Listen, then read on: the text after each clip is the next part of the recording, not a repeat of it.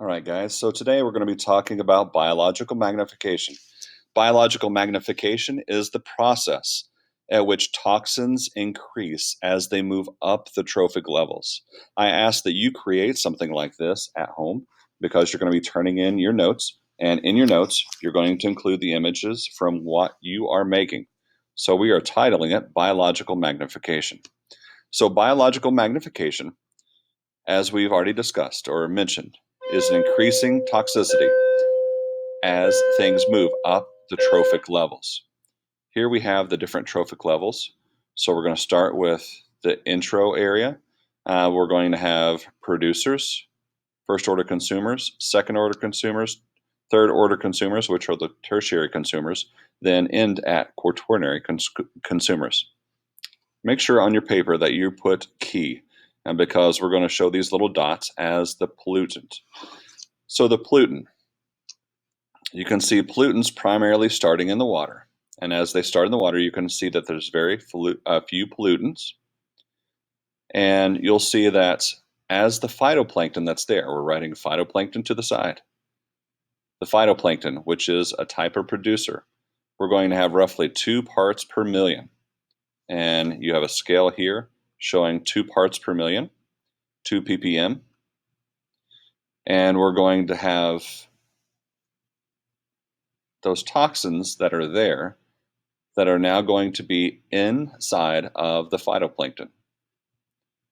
Phytoplankton will be consumed by zooplankton. Zooplankton will eat a whole bunch of phytoplankton. As the result of the accumulation of a lot of phytoplankton, you're going to have the toxins that were in the phytoplankton. You're going to have a lot more of those toxins that are going to be in the zooplankton. So the zooplankton is now going to have large volumes of that toxin. So, as the result of high amounts of zooplankton with that toxin, you're going to have the second order consumer, like the small fish, that are going to have even more of that toxin because the fish will eat not just zooplankton once, but they will eat zooplankton off and on their whole life.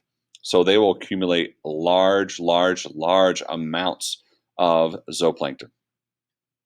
So these small fish are going to end up with a large amount of this toxin. So take a look. We started with 2 parts per million. Next, we have roughly 6 parts per million. The next level, we're going to have 12 parts per million. That is an extreme amount. But if you know that third order consumers like larger fish, they're going to consume lots of small fish. They're going to eat several minnows every day.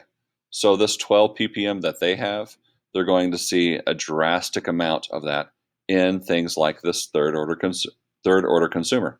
So you're going to see maybe as much as 36 parts per million. Now, large fish are eaten by some things like larger birds, like our eagles, our hawks.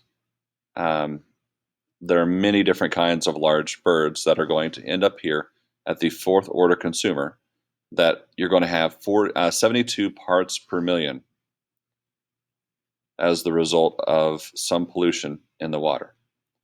Make sure you've labeled that the pollution is going to increase as it goes up each trophic level.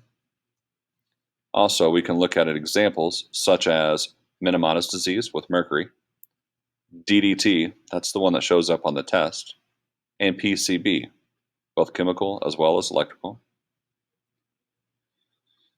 A few things to note about biological magnification: it builds up in tissue. That's number one. Another, it increases with each trophic level. All right, guys, so this is a quick overview on biological magnification. I'll attach a video associated with this. Make sure that you take notes that reflect this and that you send a picture back to me. All right, guys, I look forward to seeing you. Talk to you later.